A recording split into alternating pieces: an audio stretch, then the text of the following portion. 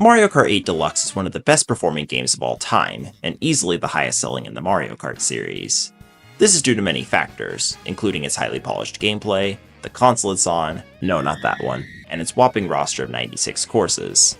While all of these are great, the main thing that Mario Kart 8 was marketed around was how it introduced anti-gravity driving into the series, opening up a new dimension of track design possibilities and looking totally rad while doing it. So what if we got rid of it? Hello everyone, my name is V-Man, and today I'm going to be looking at all 25 courses exclusive to Mario Kart 8 to determine which ones could come back in future Mario Kart titles if they decide to remove anti-gravity. So how am I going to determine how likely a track is to return like this? There are two major criteria. First is, of course, how often a track uses anti-gravity.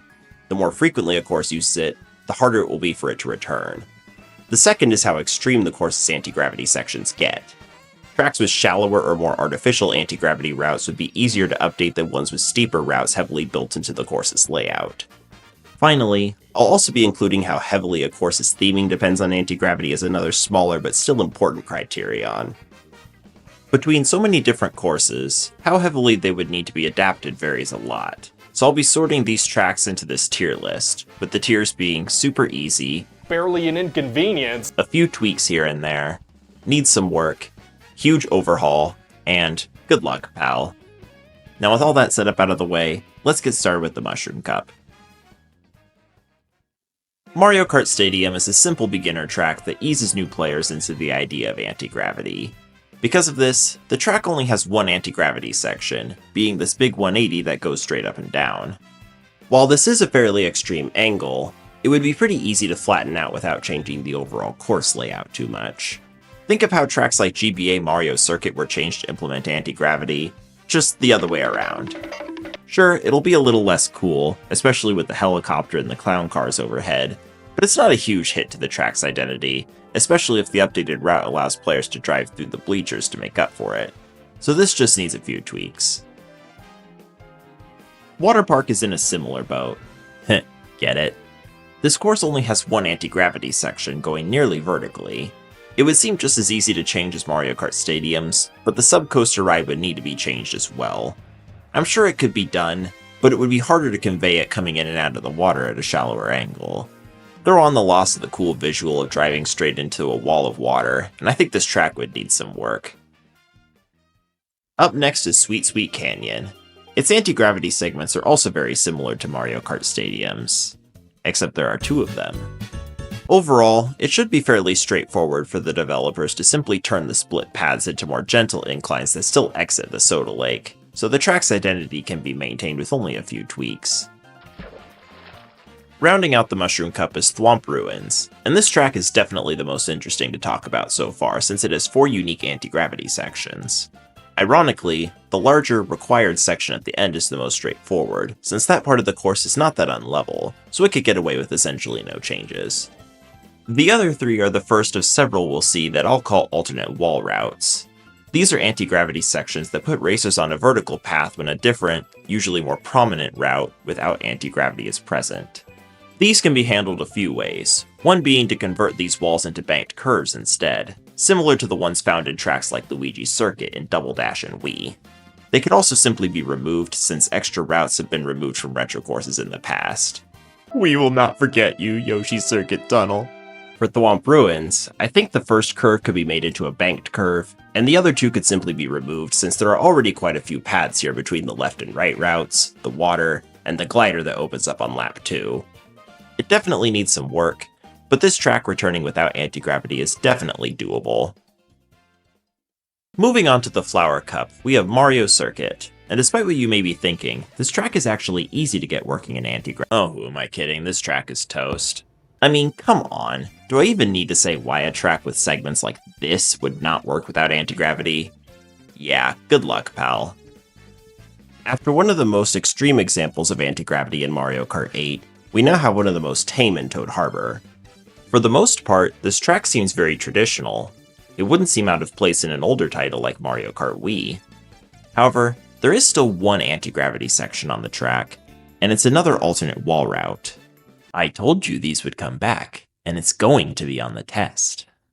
Just like with Thwomp Ruins, This route is pretty insignificant, so if it was removed I don't think it would affect the track that much, but turning it into a banked curve is definitely an option too. Either way, it only needs minor tweaks to get working without anti-gravity.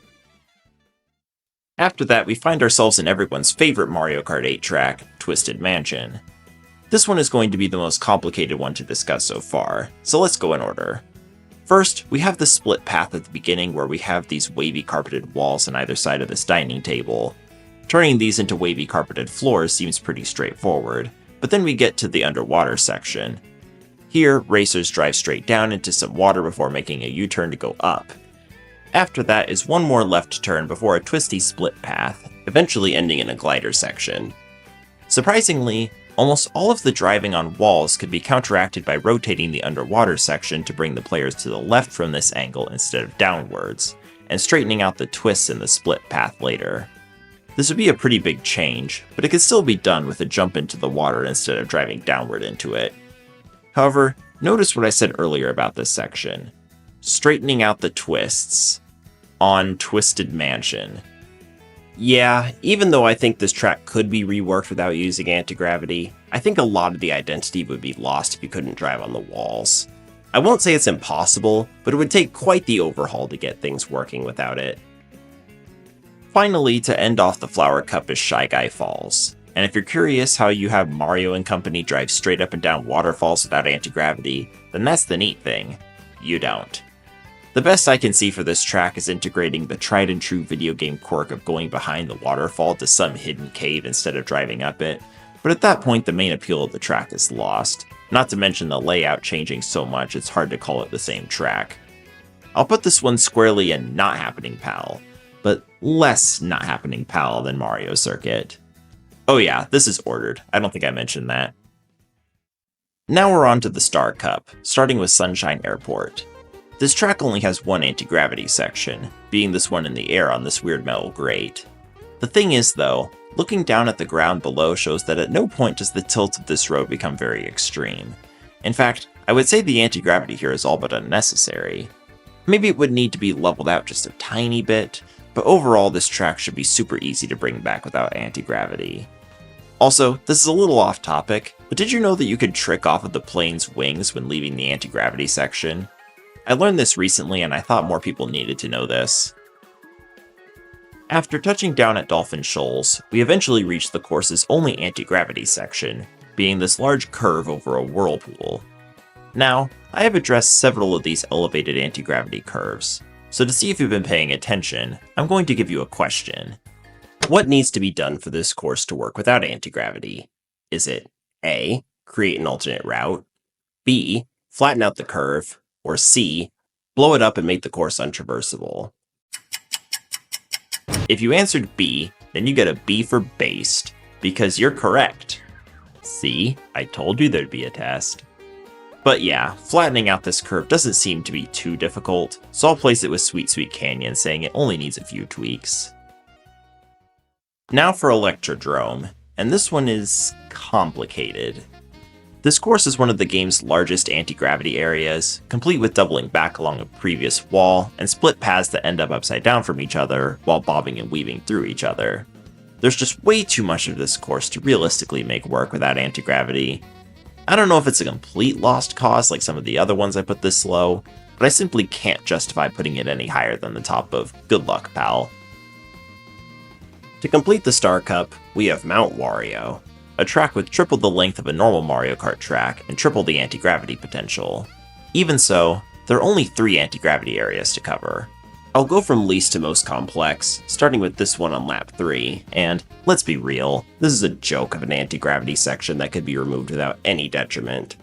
There's also this one at the start of lap 2, but it could easily be converted to another simple banked curb without anti-gravity like on so many other tracks I've discussed. The last one though is where things get interesting, being where you drive on Wario Dam. You can't get demonetized if you weren't monetized to begin with. Unfortunately, if this track was to come back without anti-gravity, players couldn't race on the wall of the dam itself anymore, but at least it could be reworked to have the water flow along the base of the dam instead. It'll take some work and a hit to one of the cooler set pieces on the track, but it could absolutely make a return this way. Before we move on to the Special Cup, Two things I want to bring up here. One, liking the video and subscribing to my channel are things that cool people do, so you should do it too, because peer pressure is awesome.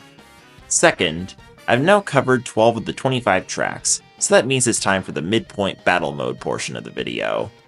Actually, you haven't reached the halfway point yet because you need to talk about 13 tracks to... Wait, what do you... Ah! There are only 5 new battle courses to talk about, so let's get these rounded up real quick. Battle Stadium is probably the most complicated one to convert. It has only one anti-gravity section, but it seems at first like it won't be easy to translate to level terrain since this other stretch of road goes through a loop in the anti-gravity section. However, there is a simple workaround to this. Just have the straight path go under the loop instead of through it. That would allow the same general layout, including allowing battlers to drop onto the straight path from any part of the loop instead of from only one side. Sure, it needs some work, but it's far from difficult to make this one work without anti-gravity. Up next I'll talk about Lunar Colony, which is actually entirely in anti-gravity. I mean, it's on the moon, what'd you expect? For this battle course, anti-gravity is important not for the layout, but instead for the unique physics it provides, as well as how it ties into the track's theming. It definitely wouldn't be hard to bring this track back, but in order to replicate the feeling of weightlessness on the moon, some other tweaks would be needed. As far as Sweet Sweet Kingdom, Dragon Palace, and Urchin Underpass are concerned, none of them feature any anti-gravity, and while that does make them lame, it also makes my job easier since I can slap them into the super easy tier and never think about them again. Sayonara, suckers! With that detour out of the way, we're finally moving on to the Special Cup. The difficulty of the tracks is getting higher, and so is the complexity of the anti-gravity sections. So how does this affect Cloudtop Cruise? Well, it's actually pretty difficult to tell just how extreme the anti-gravity here is since the storm obscures any reference point that could tell us which way is down. I'm pretty sure the angle never gets too extreme, but even if it does, it probably wouldn't be too hard to change this anti-gravity section around since it's another weird metal grate in the sky like in Sunshine Airport. The abstract nature of this piece of road would make it quite easy to change around, so while it would need some work, getting this track to obey the laws of gravity would certainly be doable. Up next is everyone's other favorite Mario Kart 8 original track, Bone Dry Dunes.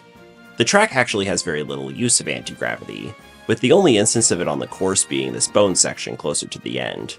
This is yet another alternate wall route, as there is another path without anti-gravity right next to it. I think making these bones into a more level path would be fairly straightforward. The spin boosters could even be changed into hazards like a reverse Wario's gold mine situation, making this route more interesting and the sand path more desirable since no one takes it. Overall though, just a few tweaks is enough to get this one working. Things only get more intense with the penultimate course of the base 16 Nitros in Bowser's Castle. This track features many portions in anti-gravity, most of which don't reach such extreme angles as to put this course in danger of working without it. That is, until we reach this section. Here, the path splits in two, and both of them pivot in opposite directions as to be upside down from each other before going straight down and back the opposite way. I could see a world where this could be converted into a big 180 that goes under the lava in a similar way, but that, along with all the changes needed for the other anti-gravity sections, would certainly be difficult. I'm not going to say it's impossible, but it's going to take a lot of changes to remove anti-gravity here. Rounding out the original 16 Nitro courses for Mario Kart 8 is Rainbow Road. Now, you may think this one is impossible to remove anti-gravity from and still make work, and while I certainly don't think it would be easy, I can absolutely see it happening. If you look at the track, you can see that most of it doesn't actually get very off-kilter. Sure, a large portion of the track does use anti-gravity, and there are a few portions that get quite topsy-turvy, but it's rarely too crazy. And while the anti-gravity also fits the space theme, that hasn't been a deal-breaker for Rainbow Roads in the past. I'll say this one needs a big overhaul, but bringing it into a game with no anti-gravity is by no means impossible. While Mario Kart 8 initially ended with just these 16 Nitro courses, that eventually changed when Nintendo released DLC that added 9 more. These not being split between Nitro and Retro will never not bother me. The first wave includes 5 of these new courses, starting with Excite Bike Arena, and it definitely was an exciting one to start with. Alright, enough about that. How does this course use anti-gravity? do you mean it doesn't use anti-gravity? Yeah, this DLC was the first time that any Mario Kart 8 Nitro tracks use no anti-gravity whatsoever. It makes talking about them pretty boring, but this video is already too long, so I'll take the win where I can get it. Excitebike Arena goes right into the super easy tier. I'll also throw Animal Crossing and Super Bell Subway from the second wave in there now, since they also lack any anti-gravity segments.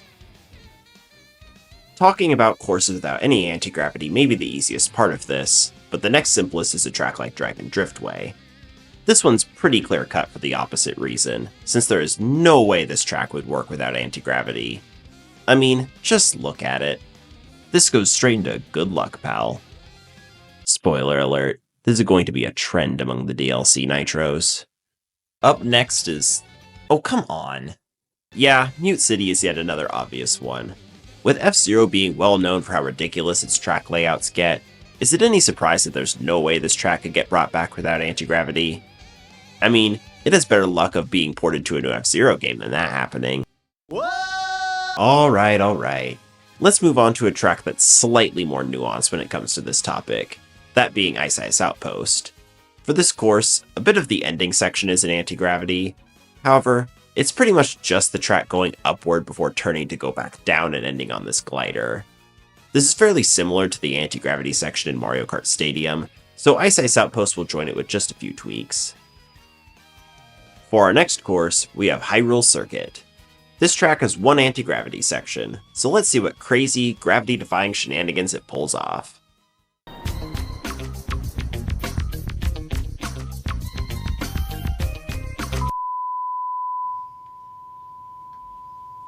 That's it? I know I already covered all of the Nitros that have no anti-gravity, but this one might as well have been counted. In fact, modders have figured out that the puzzle part of this track works perfectly fine without the anti-gravity, and the only thing that stops functioning are the spin boosts. I don't think I'll get too much backlash for saying that this is the Nitro track that would be the easiest to remove anti-gravity from among the ones that utilize the mechanic. Of the 4 Nitro courses included in the second wave of DLC for the original Mario Kart 8, only 2 use anti-gravity. The first of these is Wild Woods, and... actually, I think I could work with this one. Hear me out.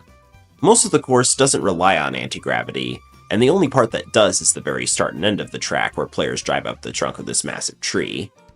I think there's a reality where the anti-gravity section on this track could be converted not into flat terrain, but a cannon instead. I'm envisioning a mix between the cannon on Maple Treeway and the huge vertical tube on GCN Rainbow Road. Sure, they would need to move the starting line, and they might need to come up with a little bit more of the route to justify cutting out so much driving, but I don't think this would be impossible. A huge overhaul, sure, but the course could work, even if just barely. Oh, and before someone accuses me of hypocrisy for placing this course differently than Shy Guy Falls, doing something similar there would remove the coolest set piece of the track, whereas Wild Woods would still have a ton of unique visual and gameplay flair to carry it without a vertical but otherwise standard straightaway. Alright, that was a tough one to talk about, but now we're finally on to our last track, which is... Big Blue.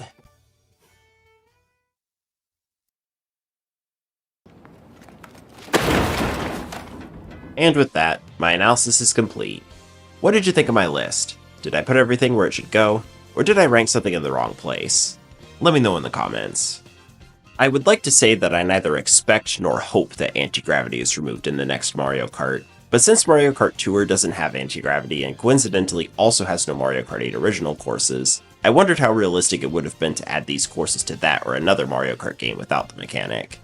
Let's see how poorly this ages when the Switch 2 Direct airs in a few days.